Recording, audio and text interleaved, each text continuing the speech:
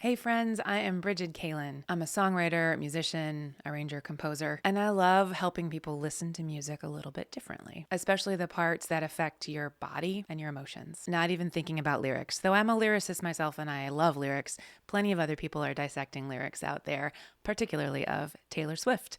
So today I want to talk more about a music first listening, rhythm, harmony, chord progressions, arrangement, orchestration, audio nuggets that trigger different emotions and memories. Basically, what's happening musically in the songs. I'm not going to get into personal life or gossip. Not that there's anything wrong with that. It's just not my lane. I'm going to talk about the music, why it feels the way it does, how those choices shape the story, and how those choices help tell the story. No music theory required, just listening. Let's dive in. But the story isn't mine anymore. How does the manuscript connect to the Fate of Ophelia? Do they sound connected to you? They may not, and that's okay.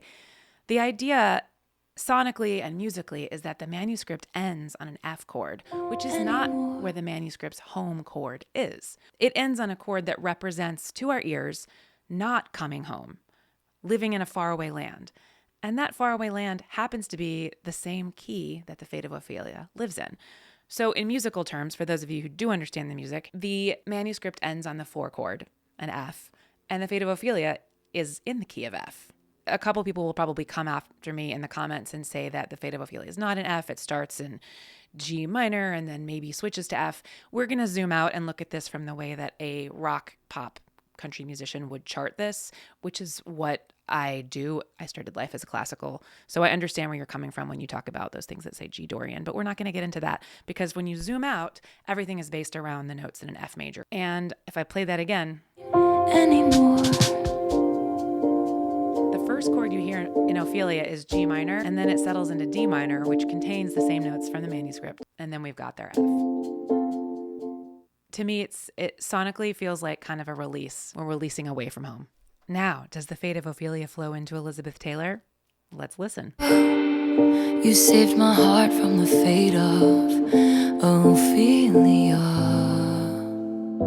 Elizabeth Taylor. Why does that work so well? Well, the last note that Taylor sings, for one thing, she's dropped the music out completely. There's no more accompaniment. It's just her. Ophelia. That very last note, which is so low that I can barely hit it, is an E. You don't need to know that, but what you do need to know is that it matches completely with the first chord of Elizabeth Taylor. So as soon as that, I think it's an electric piano, comes in to play the Elizabeth Taylor chord, it would line up perfectly with the last note of Ophelia. Cool, huh? And just like the Fate of Ophelia bled into Elizabeth Taylor really well, Elizabeth Taylor bleeds into Opalite. But my all.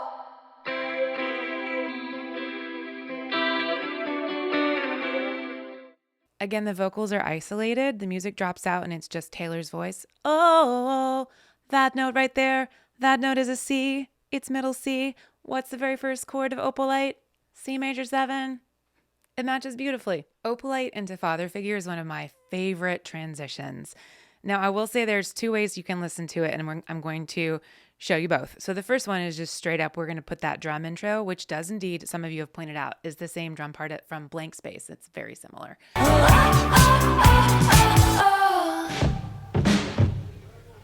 Opalite, straight into the drum part. Here we go.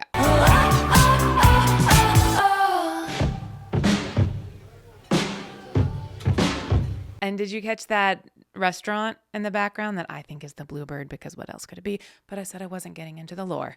Anyway, I'm going to play you a different part of Opalite on top of Father Figure, because the last 2 notes that Taylor sings in Opalite, the O, G to E, O, are also the first 2 notes of the music in Father Figure. So let's listen to that. If we cut out that drum part and start the music sooner, you'll hear what I'm talking about. So we'll hear that fade from Opalite into Father Figure 2 times back to back, and then one I'm going to play them at the same time so you can hear that they are identical notes. You shouldn't be able to tell the difference on the 3rd time through.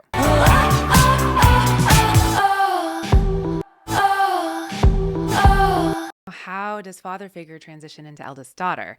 They are pretty different songs. I will say that Father Figure ends in the key of A major. We had started in G major. There's that amazing key change. I'll do a whole video about that song because it requires its own dissection. But we end in the key of A major.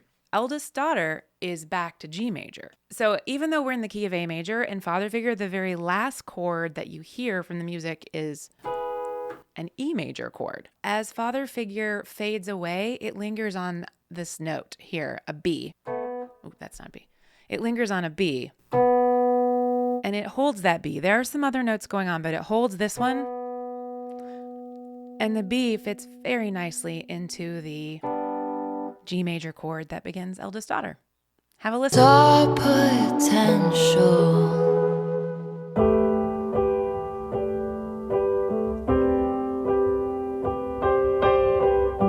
It's one of those transitions that I don't think should have worked as well as it does, to go from an E major into a G. But when you stack them on top of each other like that, it's a beautiful, beautiful setup for the next song, which of course is kind of a lonely solo spotlight Taylor at the piano song, the track 5. Eldest Daughter and To Ruin the Friendship is kind of a, do those songs work together?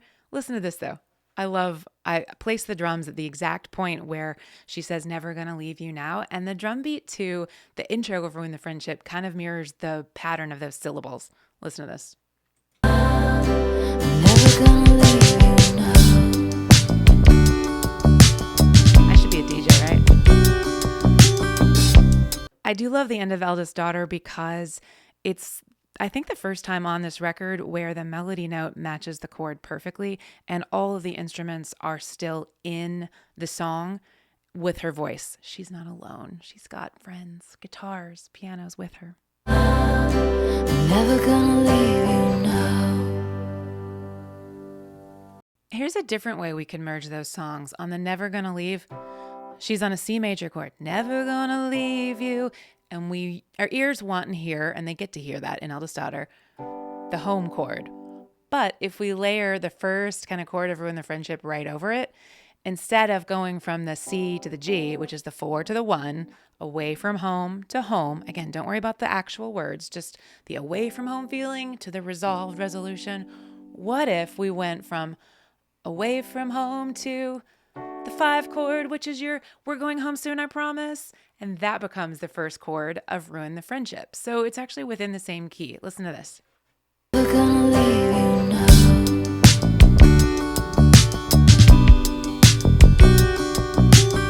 Ruin the Friendship is in the same key as Eldest Daughter. Some people will jump in and say they think it's in D. It's in D Mixolydian, but if we're just looking at what feels like home, I think G feels like home. And it just starts on the almost home chord, which again, I think lines up really beautifully with what this song is about, right? Should have kissed him anyway. We should have gone home, but instead we're kind of starting away from home. We're almost there. We're so close. We're almost there. We're on the almost home chord. Yeah, some of these are absolutely stretches. I'm making them fit, but it's not like she's going from an E flat to an E chord. Like they're not, and that would sound really mushy. She's using these chords and floating them on top of each other, and they do move together very musically. So I like how Eldest Daughter flows into, what's the next one? Into Ruin the Friendship. Now, how does Ruin the Friendship flow into Actually Romantic? Does it? I like how the groove goes, actually, when you listen to how they're stacked up. But I will say that Ruin the Friendship ends on a G major chord. Actually Romantic begins on an E major chord. So G major to E minor are related chords. They're relative major and relative minor. So this could be an example of her flipping the script. You might expect to hear an E minor chord, but I'm going to give you an E major. This song's kind of sassy, so not surprising. But I like how it goes from this like beautiful, dreamy thing into this kind of, 90s garage band vibe. Should've kissed you anyway.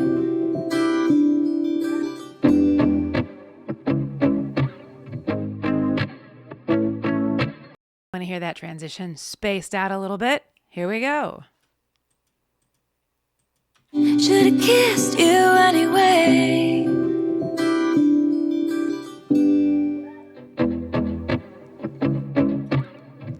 Did you catch the little finger squeak on the new strings? I love that sound when you have fresh new guitar strings and your finger slides around it. It's all over that album, gosh, I first became obsessed with it with the MTV Unplugged series that Eric Clapton did. Eric Clapton Unplugged, I guess is what it's called. There are those finger squeak sounds all over it, and I love it. Some people really hate it. It's like I don't know. Romantic into Wishlist. I think the transition that works so well has more to do with the tempo. They're very similar. Listen to this.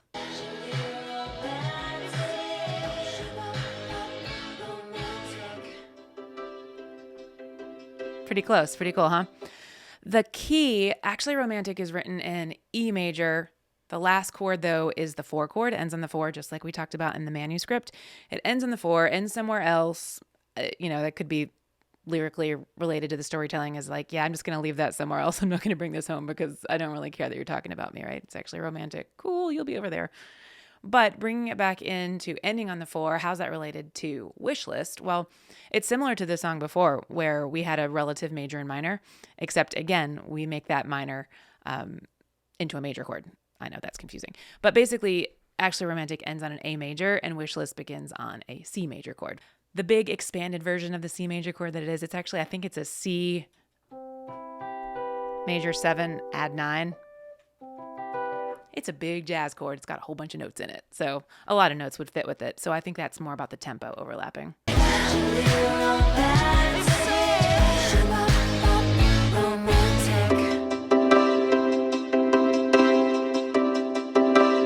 Something I think is really cool about the Wishlist ending is that the instruments and everything end on the 4 chord, which we talked again about the 4 chord sounding like it's dreamlike and away from home. But Taylor's vocals actually sing the notes that imply the 1 chord. I just want you. Which I think signifies Taylor herself bringing things home. She's the one who has control. Now, Wishlist into Wood.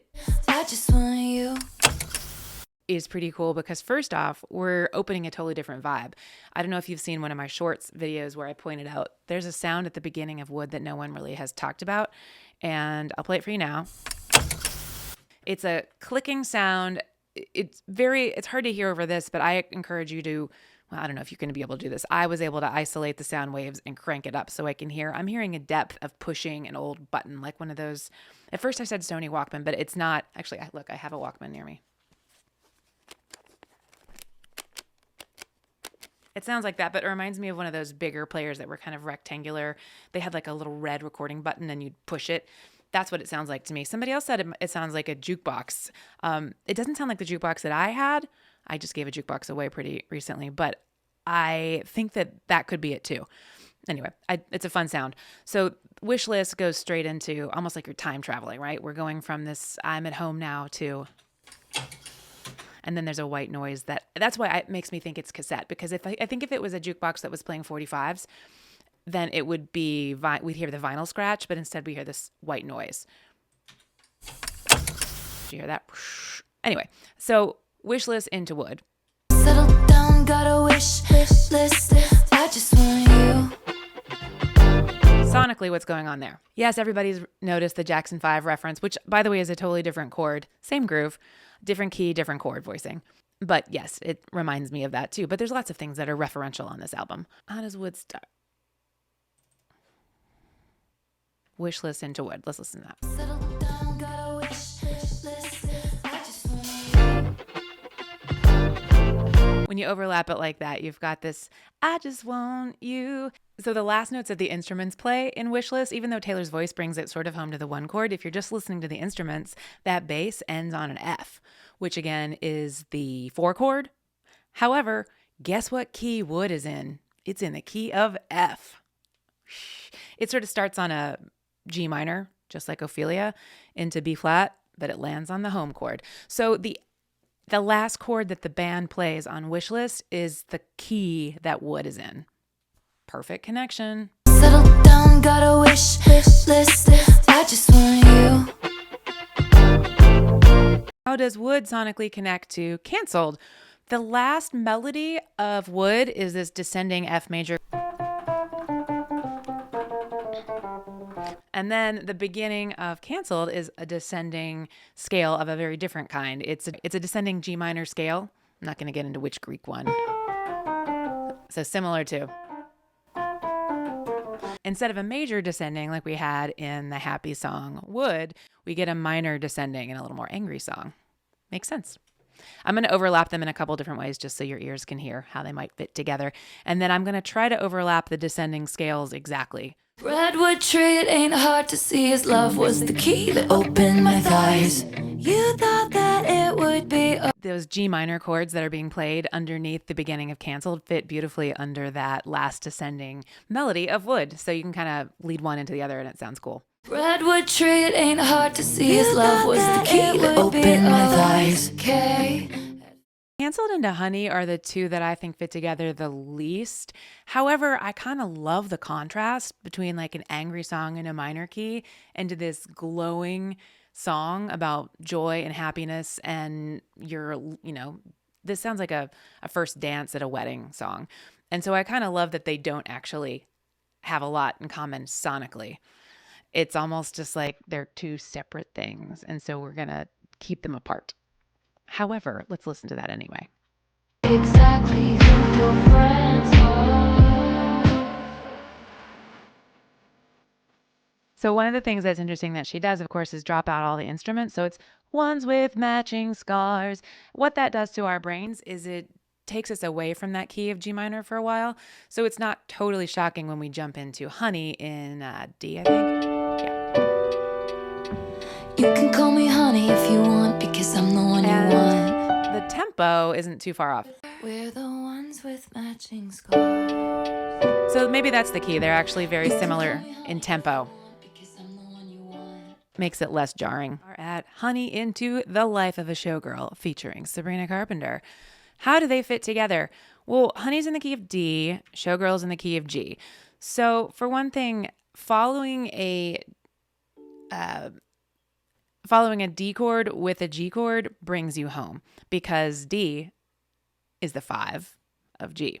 So it's a really nice sonic movement that it's not new. Like Bach and Mozart did this too. They would they would play with the keys so that you would move around. If you're in the key of D, then instead of, you pretend that D is your home. And then you said, but what if I decided to call D my 5? What would the next key be? You don't have to do that math. I'll do it for you. The next key would be G. And that's what happens beautifully here. We are in the key of D throughout the song Honey, and then we move into the key of G for the Life of a Showgirl. One, I think that's interesting because the very first chord of the whole album is G minor, and then we end the song on G major. We end the entire album on G major, which is cool. We maybe started in a sad place and we ended in a happy place. Cool way to tell the story. Let me listen to, Honey into Life of a Showgirl. And I cried the whole way home. But you can call me honey if you want. Now that's me stacking the vocals there. Now we don't have to do that. We can listen to it the other way. And I cried the whole way home. But you can call me honey if you want. So do you see how she ended the song Honey without those instruments again? It's a very common thing that she does, particularly on this album, where the instruments drop out before the last line. Listen again. But you can call me honey if you want. You can call me honey if you want. That does a couple things, symbolically. Taylor's on her own. She's got her own agency, right? Also, it resets our ears. So we're hearing this descent of the melody, but we don't have all the instruments behind to give us more information in our brains. So yes and no, positive, negatives to that. But when you're following it immediately with a different song, it allows your brain to kind of reset and makes the next song not that shocking. So I love how that flows into it from D major into G major, from not having a lot of instrument backs into a whole bunch of instruments.